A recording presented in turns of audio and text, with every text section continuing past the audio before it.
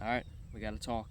I've been recently reflecting on death a lot, and of course, nobody wants to ever have a conversation about that or explore the concept.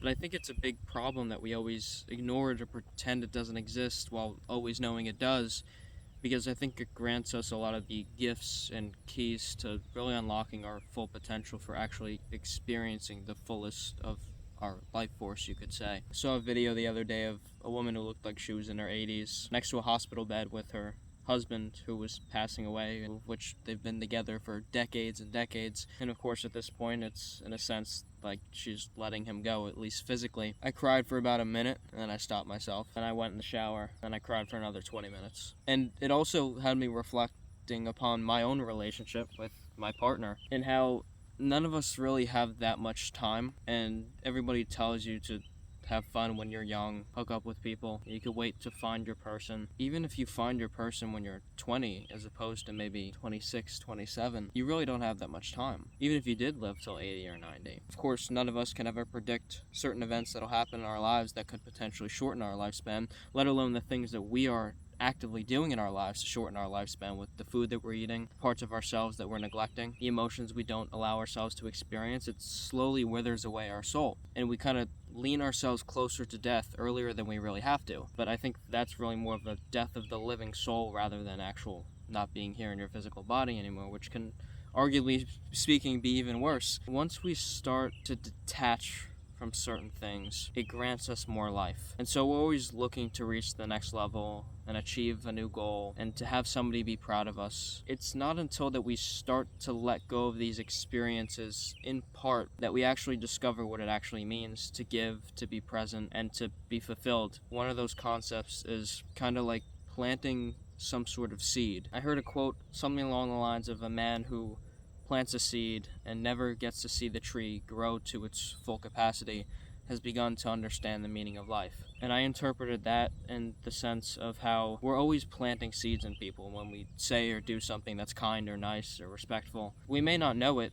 because we may not ever see that person ever again, but the fact that you decided to pay an extra $5-10 for the person behind you in line who ordered food, or because you decided to give somebody a compliment, they could have been hanging on to their last ounce of what they thought like life was okay, and they were looking to let that go. Maybe because of what you did or said, they decided not to do that. Now that being said, that most definitely won't be every single compliment or every single nice thing you ever do for somebody, but the potential is always there. And even if it's not just that, think about how many bad days you have in which you wish somebody would have noticed, but they didn't, and they lifted you up. Or maybe if nobody noticed, but they still did something, and it allowed you to make an association to it and internalize it and to have a better experience. And I think the real extension of this is to be able to do that and genuinely not need anything in return. But that's also not discrediting the fact that as human beings, we want things to be reciprocated. We want good karma. We want good things to happen to us as a result of being a good person.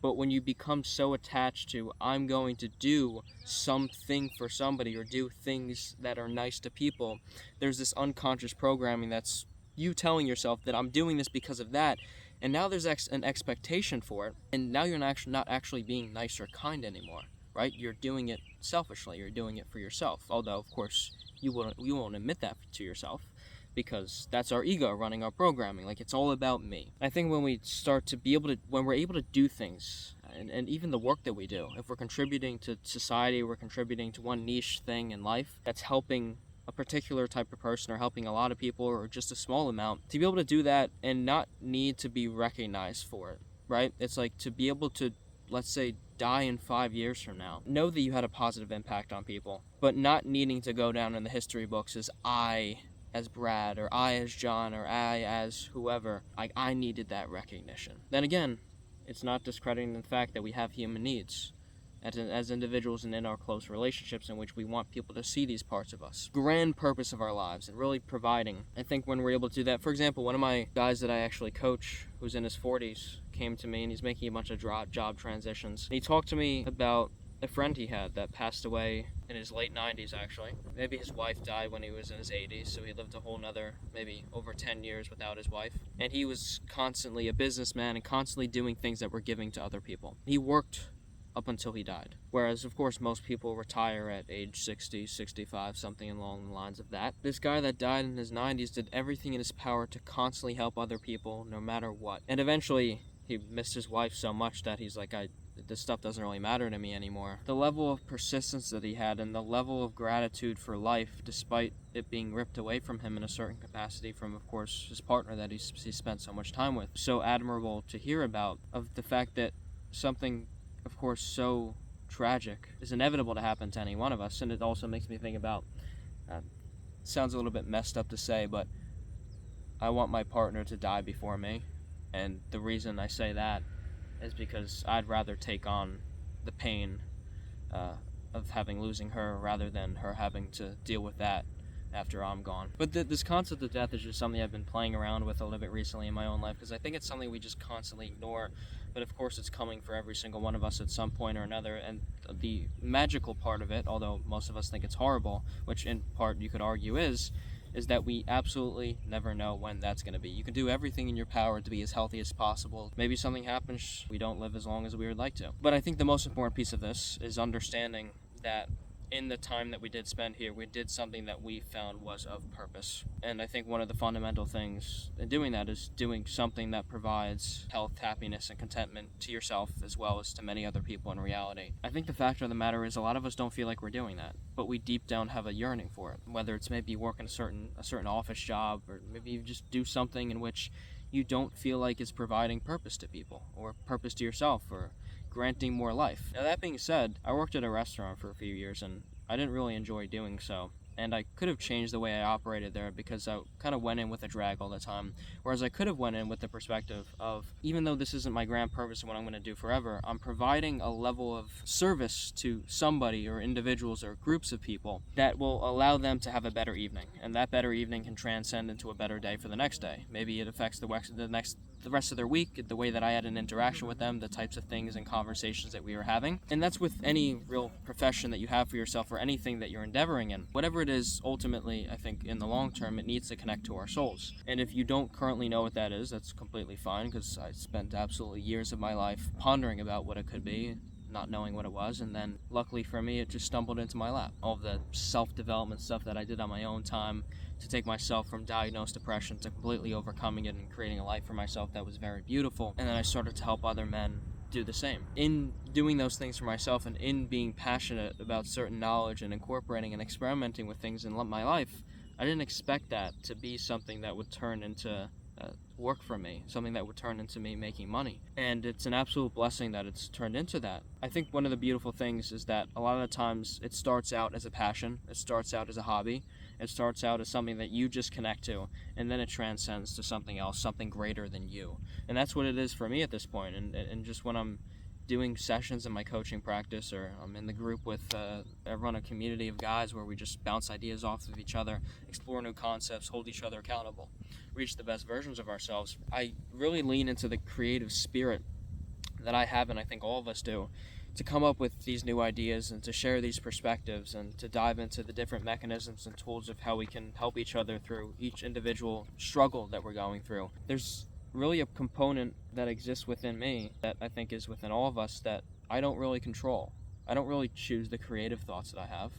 I just lean into it because I acknowledge that it's there, and I constantly work on expanding that and tapping into it. I don't think most of us have outlets or areas of our life in which we feel like we can tap into that. And I think diving even deeper into it fundamentally, it's really taking control of our lives and acknowledging that a lot of these things have existed within us since we were a child. It's just as we were brought up and we got more comfortable with the standards of society, what we're supposed to do, what we're not supposed to do, what's right and what's wrong, we've been, in a sense, brainwashed to disconnect from ourselves and try and connect and fit in with the majority of people, the masses, which never actually ends up happening. You're always seeking approval, always trying to be somebody you're not.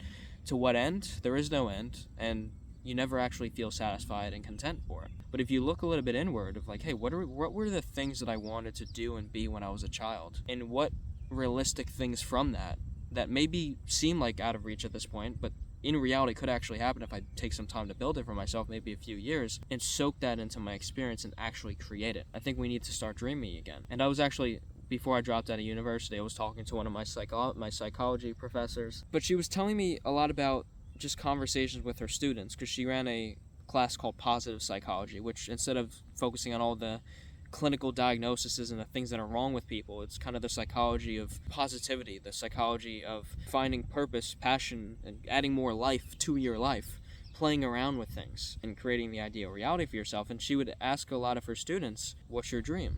Why are you in university, for example? She would tell me how most people's answers was either, I don't know, and it was just like they were flabbergasted by it. Like, dream? What do you mean, dream? I think that's life.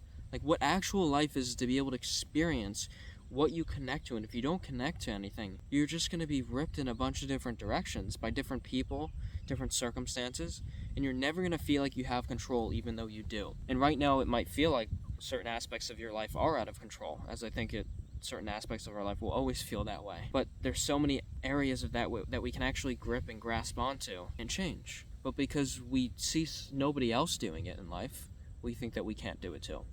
Because we see most other people not making the money that we want, we think we can't do it either. And I think a fact of reality is that most people can do almost anything they want to. They just can't achieve it because they're not actually doing anything. There's been so many times in my life, and there still are certain days, where I know what I need to do exactly, step-by-step process. And there's some thought, some feeling that seems to get in the way, and you let that build and build and build until your day is ruined. And until you feel like you don't have the power anymore to do anything, and let me just start tomorrow. And then what? Tomorrow turns into the day after that, the week after that, the year after that, and then eventually we reach the end of our lives asking ourselves, what happened? We happened. We didn't do anything. I think that's one of the biggest components that has held me back in my life, of knowing processes just don't really feel like it right now, right? And that's the beauty of discipline. But you don't want to get so obsessed with discipline that it's same thing every single day, never change anything up, because life can get quite boring in that capacity, and you need to reintroduce fun into your life, even if you are in a building stage, because that's what I've realized myself. At this point in my life, I'm in a building stage. I have to be very focused, I have to be very dedicated, I have to commit to tasks. But if I do just that, I'm losing the play aspect of it, I'm losing the fun, I'm losing the inner child, I'm losing purpose of life, at least a large part of it. There's not much of life that you experience when you're constantly working, but specifically on something you're not connected to. But even if you are connected to it, giving yourself space for things that are outside of that don't directly make... For example, one of the things that I had been obsessed with is kind of maximizing it, making more money. And I think it's something we all oftentimes prioritize. One thing that I've realized is, it sounds quite paradoxical, but when you focus on it less, it starts to float to you more.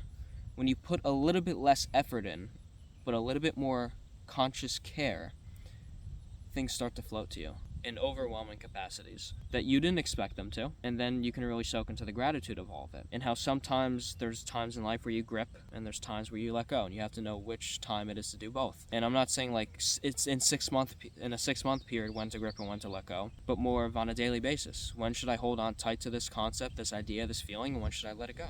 And I think oftentimes we have never taught ourselves, or nobody has ever taught us how to start to let go. And so we cling on to everything. We cling on to our emotions, we cling on to our past experiences specifically, and we allow our past experiences to constantly create themselves in our future experiences and in the present day reality that we're having now. And one of the most common ways this happens is in relationships. Maybe you're in a romantic relationship, it fails or doesn't go the way you want it to, you guys break up, you go through a period of grief and very sad, angry, frustrated, maybe even resentful of the other person or yourself. You oftentimes don't actually learn to let go of that experience in any capacity. So what happens is all of the negative tendencies that you had yourself that you didn't recognize start to then plague your future experience, maybe even with the person that is genuinely right for you. And I think another concept that I found was very interesting was that it's not like you find your person, you find the one, awesome, great relationship now, we'll live a happy ever life together. For many people, you can quite literally be with the right person and mess it up. I think there are synchronicities and there are things in life that float to you. Everything happens for a reason and a purpose, but not everything. Like, there's things that you can do that cross a certain boundary in which you can't retract that, right? It's like, let's say you find your person. You find the person you both believe are going to spend the rest of your lives together. And you really have the potential for that. You have a moment in which you're like, oh, I just slipped up and I cheated. And in the moment, it didn't seem like it would be the end, but it was. And now, suddenly, your idea of everything happening for a reason has gone out the door. Not because things don't happen for a reason, but because they do in some capacity, in some capacity they don't. Sometimes you're the contributing factor to why it's not going the way that you want it to. And that's one important factor for us to always soak into is if my life isn't exactly where I want it to be, what am I doing to contribute to that? And not blaming our past experiences, the people who have done us wrong. Because sure, they've put us in a hole. They've gotten us to a certain point in which we felt disconnected from ourselves that wasn't our fault. But it's our responsibility to change that. And if you don't take accountability for yourself, then you'll constantly be playing out those patterns. One thing I've noticed is that the feeling of not good enough, all these expectations, all these insecurities, they came from outside of you. They came from somebody else. They came from a societal expectation, from a parent, from a teacher, from a friend, from another human being, another experience that happened outside of you, but affected you internally. And now, the thoughts you have are actually playing out in your own voice. Like you're telling yourself you're not good enough. You're telling yourself you have to do more. When it's really the voice of somebody else disguised as your own. And when you start to begin to identify that within yourself and which thoughts aren't really yours, there's so much of a potential that opens up for your life. Because you realize, hey, it's nobody doing this stuff to me anymore. I'm just doing it to myself. And you could shame yourself for it and beat yourself up further. Or you could acknowledge that. And if you're the one beating yourself up, well, that would mean that you can make a decision to stop doing that. And again, it's not always as easy as I'm just going to stop having negative thoughts, end of story, it's going to be awesome. It takes a lot of inner work. But the beginning step for that is identifying where those negative thoughts are coming up and what's the trigger point for it happening, for it beginning, and what's the point in which you start to lose control, and how do you bring, really what it is bringing your conscious mind, your awareness of everything, into that experience when it comes up so that you can notice it. And when you start to feel angry or sad, you can tell yourself that you don't need to let it ruin the rest of your day. You don't need to sit in it for the next 4 hours. But there also may be times where, depending on what the thing was that happened or what you're addressing, maybe you do need to sit there for 4 hours and look in the mirror or just reflect on this. But you're right, it's identifying where you're at right now, where it is during your time of day, and how you can interact with it. The most important piece is to not keep putting it off, because I've done that plenty of times in my life, and it creates what used to be a little puppy barking in your mind, in your ear, to a dragon that's spurting out fire into your ears and into your mind all day, every day. And now it's so much out of control that you feel absolutely powerless and out of control. Yet, of course, it's worth understanding that you created that dragon. It wasn't somebody else. They created the puppy that started barking, and then you created it to be so much more by neglecting the parts of you that have manifested because of that. But of course, there's no purpose in shaming yourself for it, just acknowledging what has happened so far and what ideas, concepts, and mechanisms you can bring into your life now to start to shift your consciousness, create it to be a little bit higher, control your emotional experiences, and also, of course, balancing that with understanding when you don't need to control the emotional experience, you just need to be in it and experience it. Now, this is a very intimate experience with yourself that can feel very isolating when you first start to do it, because, these concepts that we're just talking about now, how many people are doing this? Have you even heard about doing it before, right? Most people aren't doing this work, you could say. You might not even feel like it could even be called work because it doesn't directly make you money. Well, here's the interesting thing. Once you address these things, your capacity to do something like make money or find more passion in your life or to feel better naturally floats in, because you have so much space for it mentally. We create so much clogged space in our mind where we feel like we can't breathe. In reality, we're breathing, of course, we're still alive, but mentally we feel trapped as a result of our own thoughts and our own experience. And oftentimes you can recognize that so many of the negative experiences that you have or negative days that you have come from something internally first. You have the power to shift that, but only if you want to. Because when I was depressed and experiencing diagnosed depression, for example, I didn't want to change it. Deep down I did, but on the surface level, I didn't. Right? There was and here's another thing to recognize. There's a weird feeling that you've probably experienced before, when you're in a negative mindset or you're in a negative situation, and there's actually a part of you that enjoys it. There's actually a part of you that's comfortable being there. And I think this is one of the more darker sides of our nature as human beings, which is that comfort, we oftentimes feel like we're defining comfort as like, oh, I feel comfortable. But comfort can simply just be in the same place, staying stagnant. But you can only stay stagnant for so long until you start going downhill. And sometimes you only notice you're going downhill until you once you hit rock bottom. And of course, it becomes difficult to interact with these things once you reach that component. But the first aspect to recognize is that you have control over all of these ideas, all of these concepts of where you're taking your mind, where it's going, what you're focusing on, what you're consuming. If you're watching news all the time, if you're watching TV shows, if you're watching things that are constantly contributing to you having a perception of the world that people are evil, or people are bad, or this type of person is this way, you'll constantly be making those associations in your everyday reality that you know aren't serving you, but you don't feel like you can get yourself uncomfortable enough to get yourself to feel an amount of flourishing in your life, right? It's essential that we consciously make ourselves uncomfortable. We challenge our own belief systems. We challenge the way we're living our lives, the way we talk to people, the way we address certain things. Because obviously, if you're not exactly where you want to be, something's not working. And it's not just a result of other people. Now, that being said, there are many people in this world that you will continue to meet that are disconnected from themselves, or are rude, or are assholes. But it takes a connected individual to be able to meet somebody who's rude and disrespectful and simply acknowledge that that is who they are, and that doesn't need to affect the rest of your day. Whereas what happens most of the time when someone says something rude, I need to fight them physically, or mentally I need to start yelling at them, as if that ever has done something. Acknowledge a time in your life in which you raising your voice and yelling at somebody brought something good to the equation. It never did. And there's more disagreement. It should be a standard operating procedure in your relationships, for example, never to raise your voice. Now, that being said, you're a human being. It may happen once in a blue moon, but consciously, as much as you can, recognize that raising your voice never does anything. It just makes somebody feel unsafe around you. And do you really want your partner to feel unsafe around you? Well, maybe you have a certain dynamic in your mind that the only way you can achieve respect is by making somebody fear you, right? That's also another concept. We watch all of these movies of gangsters, and we listen to all this music about death and about screwing people over and about having too much sex with people and using people, that we adopt that unconsciously into our lifestyle, and we think that in order to have some sort of power or significance, we need to do things to other people, or they need to respect us, and that's by doing that we have to raise our voice. It's oftentimes the most quiet guy in the room, not necessarily quiet, but most calm, that is the most respected, because most people don't have the capacity to be calm in difficult situations. So even if people don't verbally tell you that they're proud of you for that, or they respect you for that, they will. And the reason they do is because they wish they could do that too. It takes a lot of inner work to be able to do that, and it's taken a long integration process for me to do that, because specifically when I was depressed, I was very angry, very sad, all the time, constantly expressing that to people.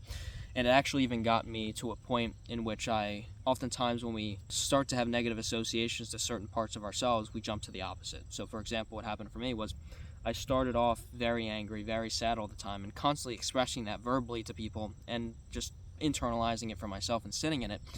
And then once I matured a little bit, I recognized that that didn't serve me, right?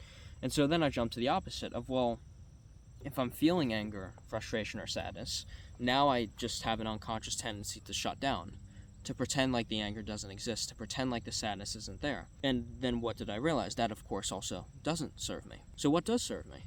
To experience the emotion without judging it, allowing it to be there, while also acknowledging my desire for it not to be there, but to give myself the space to experience it when I need to, and also in the times in which I can take a more positive thought and shift down around my perspective on it and change my feelings.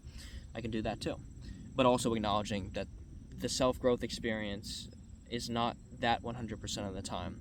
I really don't think there's a 3-step method to making yourself never like any YouTube video you watch where it's like how to never be angry again. It's like that's an impossible task. And I definitely think some of the self-development concepts online and getting to the point in which they're quite disconnected from reality. And I hear a lot of people talk about this idea of attachment and detachment, which I'm covering slightly now, more of in the sense of, it's like you can attach to people, but not too much, because then you'll start to rely on them, then you'll start to be needy, then you'll start to be clingy. I actually firmly believe that there's some certain components of that are actually healthy. For example, me and my girlfriend are incredibly clingy together, but what is that concept? Oh, as a man, you can't be that. And it's not clingy to the point where the second after this YouTube video, I have to constantly text and talk to her, but it's in the sense of I always want to be with her and she always wants to be with me. And I think acknowledging these things and acknowledging these parts of yourself that are in existence allow you to meet your needs within yourself and with other people. And one of the things I said to my now girlfriend on our second date, when we were laying down with each other for the first time, I said that I like when somebody's wrapped around me like a koala, right? Meaning like she's attached to me all the time. Because there was a lot of aspects of my last relationships in which I kind of neglected like being physical touch with someone, or at least doing it in public, or like I didn't even like hold people's hands, and it was also cognizant of how disconnected I was from myself. And then I started to reconnect with my desire for that, and that I was just afraid of it and experiencing what I wanted to experience because I'm a man and that'll make me too clingy.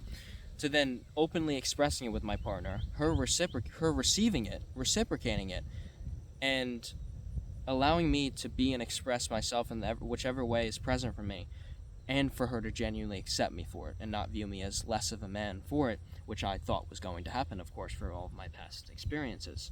And it's not until you lean into what you want and to the parts of yourself that do feel a little bit insecure, to bring those into the light and to experience them with someone else, I think is one of the most magical experiences, because in my relationship now, it's been one of the most healing experiences ever. Being able to integrate so many insecurities that I've had, so many aspects of myself that I've neglected, but I've been able to bring together and bridge the gap with because she's held the space for me. And most people nowadays say, oh, like, there's barely any women in the world that do that. And I would definitely agree that there are a lot of women that don't have the capacity to do that. There's also a lot of men that don't have the capacity to ever open up and be honest about what they truly desire and what they want to experience. We try to lie, manipulate, consciously or unconsciously, people to get our desires and our needs met, and it always blows up in our face 100% of the time, because you can't manipulate something or someone into doing something and have a positive outcome for it. You can have a pleasurable outcome for it, short term. Long term, there's no foundational basis for it, so inevitably you fall through the cracks of the mental house that you built for yourself, that you thought had steel walls when really just had nails in the wooden floor, and you have to tiptoe and walk on eggshells every day of your life, because inevitably what will happen is you'll fall through, and you feel like you're falling through every day of your life, because there's no foundational basis. And I think one of those is being as honest and upfront and truthful as you possibly can, not only with other people, but with yourself. Ask yourself how many times throughout a day you lie to yourself. Tell yourself you're okay when you're not. Tell other people you're okay when you're not. Start to be a little bit more honest and open about what you're actually experiencing, and you'll find there's so much connection to other people and to yourself on the other side of that. But this really takes a level of an individual that really wants growth in their lives, that really wants to reach the next level, that really desires to create the ideal reality for themselves. There's not that many individuals in the world that truly want to do the work that it takes to do that, but I promise you that it's absolutely worth it. And I've been on this journey for about 6-7 years, and it's still very much challenging, but the state that my life is in now compared to 6-7 years ago is night and day, and I wouldn't take any moment back for the time, effort, and energy that I've put in to create this life for myself. And I'm in no way, shape, or form done yet. I'm just getting started. If you're a man and you're into self-development, improving your relationships, advancing spiritually, I run a community of men where we're diving into all these components. We got over 50 guys in there currently, where we're holding each other accountable, learning new knowledge together, figuring out all of the tools and mechanisms to create that ideal reality for ourselves. I'll leave the link for that in the description. You could book in a call with me personally just for us to have a quick conversation about what your goals are, where you want to go, and see how we can help you get there. And I will see you guys in the next video. Would love to hear your feedback on your reflections from this video and some of the concepts we discussed in the comments section as well. I'll see you guys soon.